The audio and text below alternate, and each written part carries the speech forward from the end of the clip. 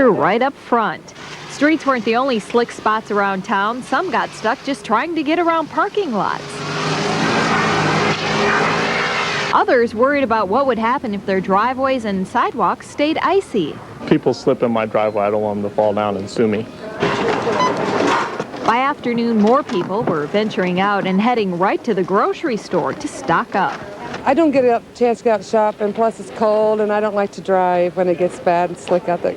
Others found the holidays creeping up and figured it's better to shop now in case the weather turns worse. My hunger overcame my common sense today. I'm out on these roads. All in all, a busier than normal day at grocery stores for those shoppers who were able to get there. Sarah Jarvis, TV-8 News. And as we mentioned, Connie will be along with a complete look at the cold wave and tomorrow's winter storm watch in just a few moments. In other news tonight, a Des Moines man is in police custody now, accused of killing his girlfriend. The Polk County Attorney's Office filed a first-degree murder charge against 33-year-old Roger Pegram in the death of 41-year-old Maria Schuler. Police were calling it a suspicious death at the time they discovered the homicide yesterday, but as TV8's Jeff Greenwood reports, the new evidence in the case today prompted the county attorney's office to file the first-degree murder charge.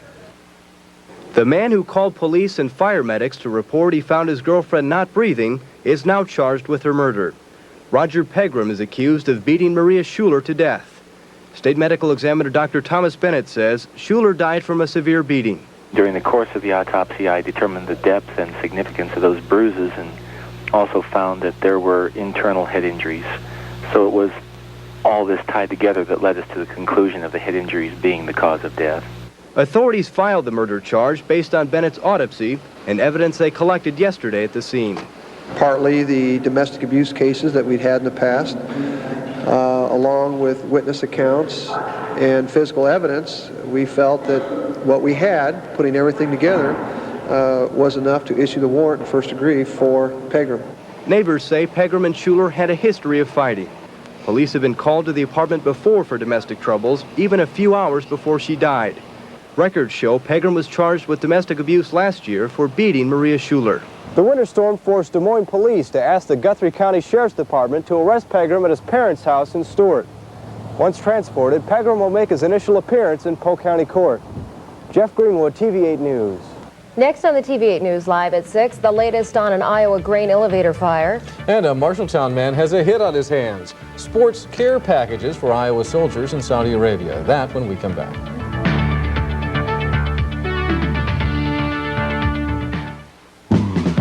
Tonight's TV8 News Live at 6 is being simulcast on KITR in Creston, 101.7 on your FM dial.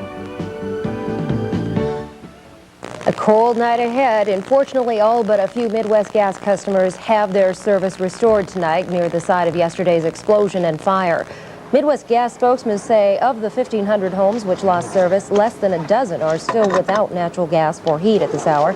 8 of those are occupied, and Midwest Gas says they should be turned on this evening.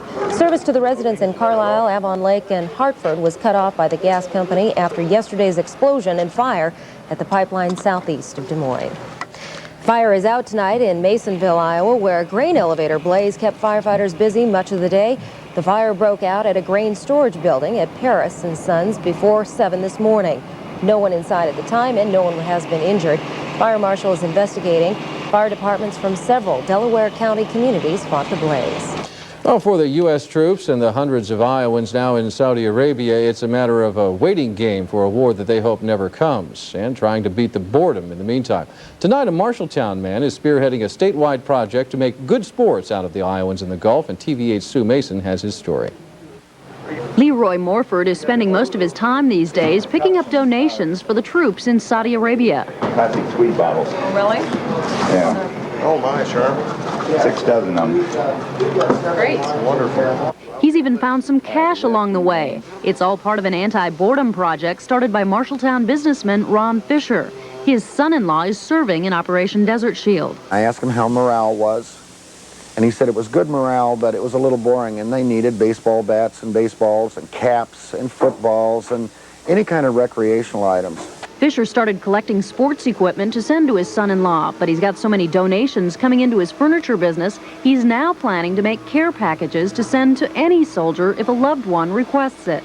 He and several volunteers will be making up the care packages and sending them out on Friday. It's amazing how one person is telling another, and then it gets bigger, and now we're to the point where receiving, for example, 1,000 Frisbees and 500 cartons of bubble gum and a truckload of gum and hard candy. Many of the folks who have donated items have written messages to the troops and included their return addresses to see if the soldiers will respond. This is nothing to do with our position on to war or not war. Our idea here is to support the people and to make the soldiers as comfortable and to make their spare time as beneficial as possible. Fisher has gotten so many donations from companies and people here in Marshalltown and across the state that he now plans to send a second and even larger shipment to the troops in February. In Marshalltown, Sue Mason, TV-8 News. And Sue tells us that Fisher is looking for the names of servicemen and women in Saudi Arabia who might like to receive these care packages. If you have the name that Fisher might be interested in, you can call him at 753-6359. Now for the big picture on this cold wave, Connie McBurney. Well, we've already seen one storm. I certainly have proof here that it doesn't take a lot of snow to cause real problems for a lot of people. Not very much moisture, just in the worst possible form. With more of it to come, and that may be heavy as another winter storm heads our way. We'll look at current conditions and the forecast right after this.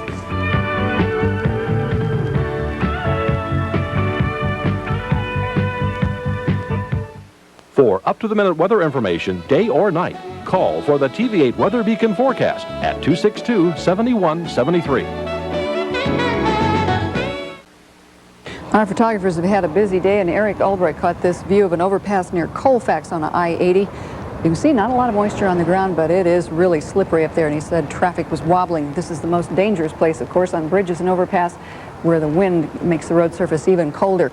It is cold enough. Cloudy skies with 7 degrees with winds from the northwest at 13 miles an hour. The wind chill is 18 below. 79% humidity, barometer rising at 30.11. The storm center is beginning to move away, but a quick look again at road conditions. Up to 100% ice covered for much of the state. The exception, I-80 East is in better condition. So is I-35 South, better condition than surrounding road surfaces. The winter weather advisory continues for all the combinations of things. As I mentioned, the wind chill is particularly hazardous, and it's likely to continue as the second winter storm moves in from the Rockies. That's going to be combined with the very cold temperatures we already have, and the possibility of heavy snow in this area. 6 inches of snow or above could fall. Now, you remember the last time we had one of these, we got 10 inches. Dubuque got 15. So this is the area that may be affected Friday night, about this portion, and or Friday rather, much of western Iowa, Nebraska, and Kansas, and then as the night continues, the storm will move on up to the north, including Minnesota, South Dakota, and North Dakota, and may also move over into parts of Wisconsin. Here's how it'll affect Iowa. The winter storm watch right across that northwestern corner of the state, both Friday and Friday night. As this thing continues to develop, it is right out here in the Rockies. It's picking up plenty of moisture from the south, obviously a lot of cold air coming in from the north, and that combination moving in right behind this front as this little storm system right here begins to head on east is going to create a combination of conditions that will very likely be hazardous to much of the upper Midwest. Now, as the front hovers right across the eastern part of the state, it is still warm enough ahead of it to create freezing drizzle. It's the same old thing we saw. It is gradually moving on into Wisconsin and Illinois, but the problem is freezing drizzle could continue over there in eastern Iowa. Farther west, it's already 15 below in Bismarck and Rapid City, 22 below in Great Falls, where all of Montana was below zero today. Eastern United States is still in the 40s and 50s, about to feel winter's blast, and here's a look at current temperatures around the state.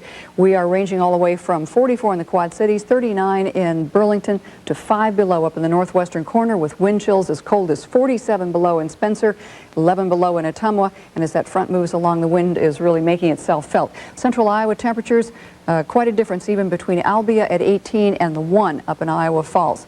Tonight, the winter weather advisory continues for extreme wind chills, limited visibility, and hazardous travel, with most of us below zero, the exception the southeastern corner. It is right across this part of the state that they could see the mixture of sleet and snow. For most of the rest of us, it's going to be snow with north-northwesterly winds. Tomorrow, the winter storm watch for the southwestern corner. For the rest of us, though, still wind chills at 10 to 40 below with hazardous travel, and temperatures only barely above zero to the teens in the southeastern corner, with the problem spreading by Friday night.